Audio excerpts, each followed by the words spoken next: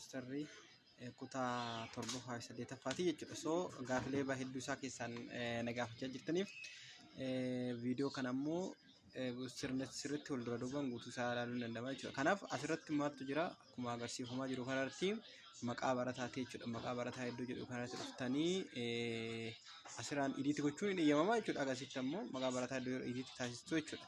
Idiitti erga taasistanii booda ammoo maal gootu maqaa barataa haala kanaan barreeffachuu dandeessu jechuudha. Haala agarsiifamu kana maal gochuu dandeessu fakkeenyaaf Abdii Caalaa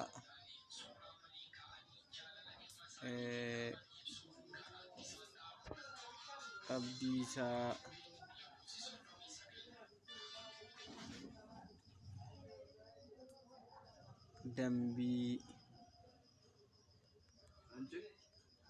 Dambii erga haala kanaan fayyadamtanii booda immoo asirratti maaltu jira jechuudha. As bira dhuftanii gosa barnoota subject or gosa barnoota haala kanaan filattu jechuudha. Just already dhuftanii as biratti maal gootu afaan Oromoo fakkeenya afaan Oromoo asirraa barataan kun eenyu jedhama.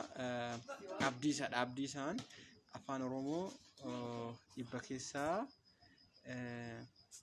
92 yoo ta'e haala kanaan 92 jettanii barreessitu jechuudha. Mul'ata jedhee yaada kuno haala kanaan jechuudha. Haala kanaan maal jettanii barreessitu 96 jennume 96 ergettanii barreessanii dhuftanii asin maal gootu jechuudha. Asirratti gadi bu'uudhaa iddoo kana haala kanaan hin tuqxu jechuudha. Ergeessi booda gadi deemtu 93 already haala itti fuftu jechuudha. Ammas 63 erga kana xumurtanii booda immoo maal gootu gosoota barnoota haaluma kana fakkaatuun as bira dhuftanii afaan Amaaraa already inni kun immoo kutaa 7-8 jechuudha. Bira dhuftaa afaan Amaaraa kana irratti maal gootu irratti haala kana irratti kilik gootu jechuudha. Kilik gootanii booda immoo just ifama gadi buutanii jechuudha. Kilik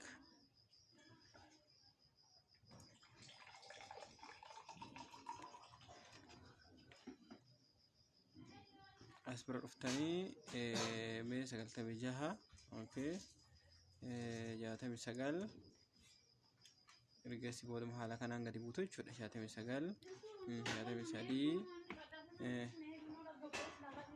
ergeessi booda maal gootu iddaan ammoo 63 osoo erga taasisanii booda maal gootu jechuudha. Iddoo kanatti ammoo as dhiifama bira daree waan ta'eef 63 orse ergeessi booda ammoo maaltu hojjetama jechuudha.